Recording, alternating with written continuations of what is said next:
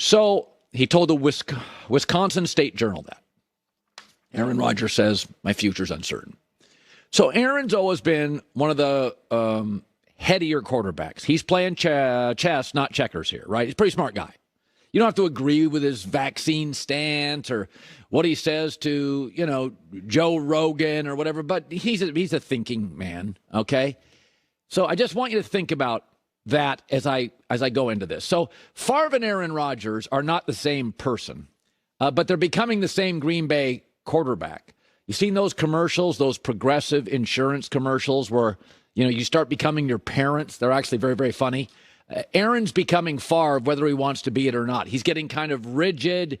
He doesn't want to change certain things. Favre got very rigid. I don't want to learn a new offense. Aaron's like, I want Randall Cobb and my 70-year-old quarterback coach. They're becoming the same guy. And I've always called this the Green Bay Packer quarterback syndrome. It's the only franchise with no owner, so there's nobody to rein you in. You are the most powerful person in the organization. No matter how big Troy Aikman was, Jerry Jones was bigger. No matter how big Jimmy Johnson was, Jerry Jones was bigger. No matter how big Belichick or Brady are, Robert Kraft's bigger.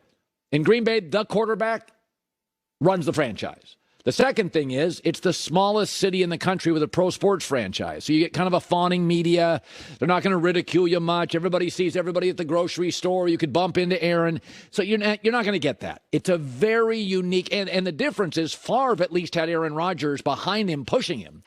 Aaron's got Jordan Love, and we don't know if Jordan Love can play. My guess is today he can play. He can start, but nobody really knows. So it gives Aaron even more power. So I do believe this weekend that if Aaron and the Packers lost and don't make the playoffs, or they get in and then get eliminated quickly, I do believe they will strongly consider getting a first-round pick or two for Aaron Rodgers and rolling the dice with Jordan Love. They moved up to get him. It looks like a total blown pick if you don't play him. And GMs like to play their picks, especially the first-round picks they moved up. And it does look like Jordan Love has gotten significantly better in the last year. That's what people say. That's what the film says. That's what we saw. So Aaron gets beat this weekend. You sit there and think, what's the point? We can do that with Jordan Love. We're still the best-run organization in this division. What's the point? Now, some of you say, dead cap hit. It doesn't matter for a couple years. You would have a big dead cat hit, but you're not paying Jordan Love anything, and this is a very complete roster. They could probably use an edge rusher, one more receiver. They went heavy into the O-line last year. This roster doesn't have a lot of needs. It really doesn't. Maybe another edge rusher, maybe another receiver. That's about it. It's a good roster. It's playing very well right now. I'll throw this at you. Aaron's smart. Aaron's calculated. His whole vaccine thing, he's calculated. And ask yourself this. He's going to be 39 years old, and he's expensive. If Aaron keeps mentioning, I don't know if I'm going to play.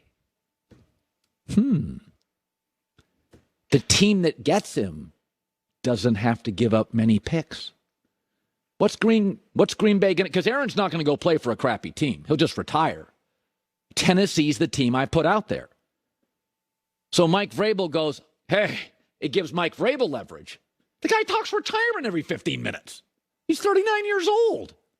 He's doing ayahuasca in the offseason. I'm not giving you 3 first-round picks. I'll give you 1 and a 2. I think, especially off the Russell Wilson disaster deal, a first and a second, Aaron understands wherever he goes, he doesn't want to gut the team's draft capital, right? He wants to go to Tennessee. He wants them to have enough picks to get him another receiver. The Burks kid, Trey Burks, they like a lot, but they need another receiver. You don't want to have to give up multiple, couple of first, couple of second. That's what hurts Denver's job right now. Man, they got no picks next year. Is Aaron thinking, I can talk privately with Mike Vrabel? I'm not saying Aaron's done this, but it would be really, really shrewd that you throw it out there. He's 39, he's super expensive, and he talks retirement. You're not going to have to give up nearly as much as you would if he was 36, say he's playing till he's 46 years old. If Aaron's 3 years younger and is like, I'm never retirement, I'm going to break Brady's record, you're going to have to give up 4 firsts and 2 seconds and a third. Aaron this week talked once again about his future. Yeah, I mean, for sure. Just because you don't know what the future holds. But when I think about that, it's nothing but gratitude. Not remorse or sadness, just gratitude for the time that I've been here, the amazing memories that I've had on this field. Been a lot of great moments. But, I'm still undecided. We're all undecided about the future, and we're just going to enjoy Sunday night and hopefully have some more to play for. Very nebulous. Nobody knows what he's doing. Aaron's smart. Titans could give up less. You think Mike Vrabel thinks today he's going to win the AFC? Burrow, Allen, Mahomes, Herbert. But Tannehill? Got to have a gunslinger. Got to have an all-timer. Aaron's going to be the one all-timer on the market, potentially. All right, let's shift gears to this. The toothless NCAA. Jim Harbaugh's under investigation. There was some recruiting thing during the COVID period. Blah, blah, blah. NCAA's bored. They'll make him sit out of practice. Who cares? Michigan's rolling. It's interesting about the Harbaugh situation. He can go college or pro. So both professions, college football coaches and NFL coaches, are having to deal with something that makes them uncomfortable. Let's start with college. Transfer portal, players can leave almost at any time once the season's over. You got to pay them now if they're stars. There's bidding wars. A lot of guys don't like that. Should be noted, the reason Brian Kelly at LSU and Lincoln Riley at USC can get to 10 and 11 wins respectively in 1 year, transfer portal. Go solve your weaknesses. So it's a good thing for the smart coaches who can recruit. It's a great thing for Brian Kelly. It's a great thing for Lincoln Riley. The old school whiners, get over yourself. You can get, it's like, you get more recruits, except guys are actually playing in college football, so you have fewer whiffs, fewer busts. So some coaches are uncomfortable with that. Maybe Harbaugh is, I doubt it. NFL coaches, because of the global wealth we have seen explode with tech over the last 10, 15 years, owners are now all billionaires, all rich, and they consider $40 million a rounding error. You got to win fast. I saw a story yesterday, Mike McDaniel, Miami Dolphins coach, could get fired. Fired? I thought he was a success. That's insane. But billionaires are insane because they've never been richer. So I am rooting for Harbaugh to stay in college because I do believe, having grown up in Seattle or near Seattle, that northern programs, Oregon, Washington, Ohio State, Michigan, Notre Dame, Penn State, need great coaches to compete for a national title or compete for a playoff. In the South, you could hire the wrong coach. There's so many dynamic, robust high school football stars and programs. Ed Orgeron's considered a miss, and he won a national title. You could never do that in a northern program. There's not as many kids up there. You're constantly convincing kids to come up north and play in lousy weather. So Harbaugh matters to Michigan. When he got there, Michael Jordan's brand basically signed Michigan football to a huge deal. Why? Because he's Jim Harbaugh. He's great for Michigan. Michigan's great for Jim. The other thing is, and I believe this to be true, I think about stuff like this all the time.